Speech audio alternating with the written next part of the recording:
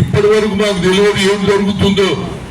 కేంద్రం జరగని అన్నది మేము నిజంగానే నమ్మినాం. ఎందుకంటే రాహుల్ గాంధీ గారు కన్యాకుమారి నుంచి కశ్మీర్కు నడిచిన తర్వాత ఆయనకు ఒక ఆలోచన వచ్చింది. 4500 కిలోమీటర్లు తిరిగిన తర్వాత కేవలం ఎస్సీ ఎస్టీలకి అన్యాయం కాదు, వీరికంటే ఎక్కువ ఓబీసీలకు కూడా అన్యాయం జరుగుతుంది అని ఏమన్నాడు. We come to the power, we conduct caste wise census, జిतना हिस्सेदारी उतनी भागीदारी అంటే according to their population wise they will get their right positions వస్తాయని చెప్పారు. ఆ తర్వాత మా రాష్ట్రంలో ఎన్నికలు జరిగింది. ఆ తర్వాత ఏది ఖమ్మంలో కామారెడ్డిలో రేవంత్ రెడ్డి గారు సిద్ధరామయ్య సమక్షంలో ఒక నిర్ణయం తీసుకున్నాం. మేము ప్రభుత్వానికి వస్తే 42% రిజర్వేషన్ చేస్తామని. ఆ తర్వాత ప్రభుత్వం వచ్చిన వెంటనే 150 కోట్లు శాంక్షన్ చేసి కులగణ జరిపించారు. ఆ కులగణలో జరిగింది. అసెంబ్లీలో బిల్లు పెట్టడం పాస్ అయింది.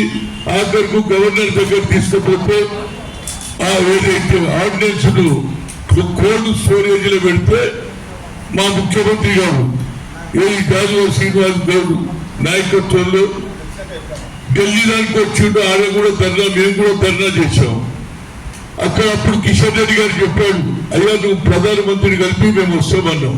అదేవిధంగా ప్రెసిడెంట్ ఆఫ్ ఇండియాని కలుగుతామంటే జరగదు.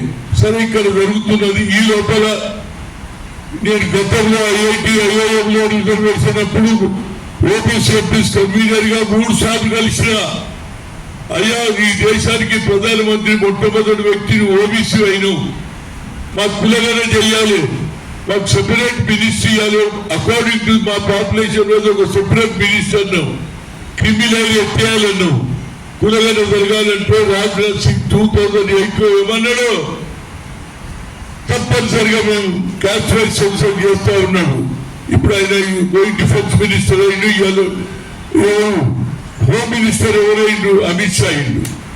ఇప్పుడు వాళ్ళకి ఒక ఆలోచన వచ్చింది, జనగణ చేయాలి అని ఒక కార్యక్రమం పెట్టుకున్నారు అన్ని రాష్ట్రాలకు. ఎందుకంటే హోమ్ మినిస్ట్రీ చేతికితనే వస్తారు.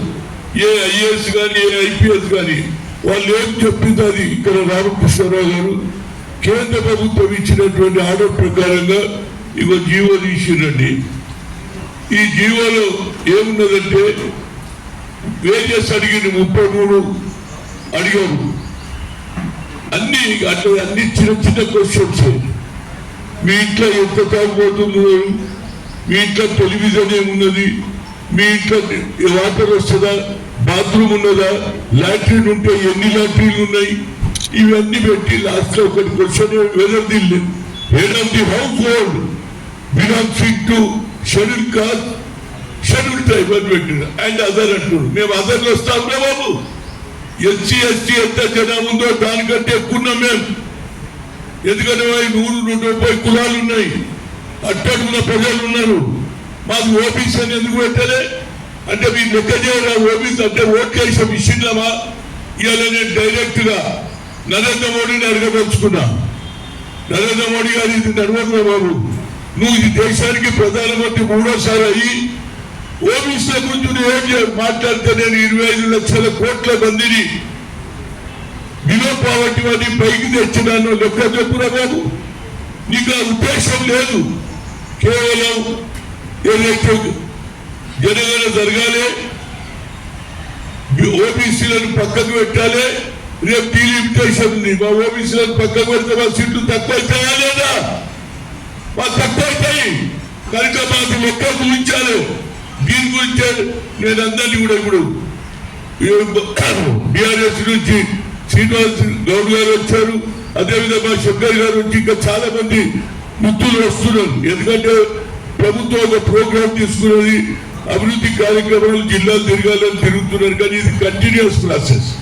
ఇక మేము హైకమాండ్ లేదు ఏం లేదు బాబు, నరేంద్ర మోడీ లేదు ఏం లేదు. మాకు అన్యాయం జరిగితే బాబాసాహెబ్ అంబేద్కర్ అన్నాడు, ఎప్పుడు అన్యాయం జరిగితే నోట్లో మట్టి కొడుతున్నాడు, మా లెక్క చెప్పాడు.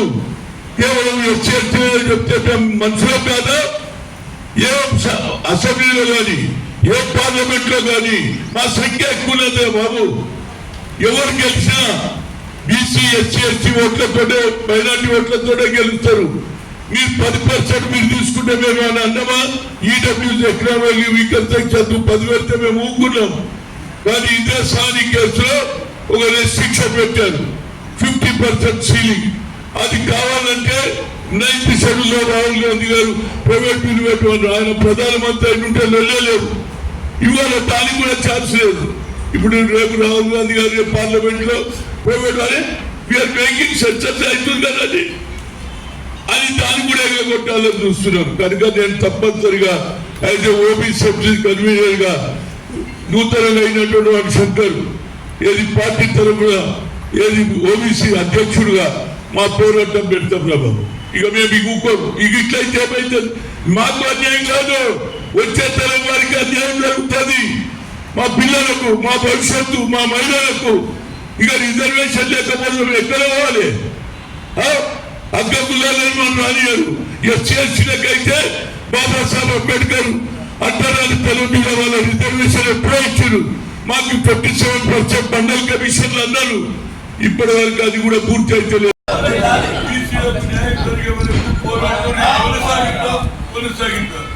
బీసీలపై కేంద్ర ప్రభుత్వ నిర్లక్ష్య వైఖరి, బీసీలపై కేంద్ర ప్రభుత్వ నిర్లక్ష్య వైఖరి, దిగిరాని ప్రభుత్వాన్ని, దిగిరాని ప్రభుత్వాన్ని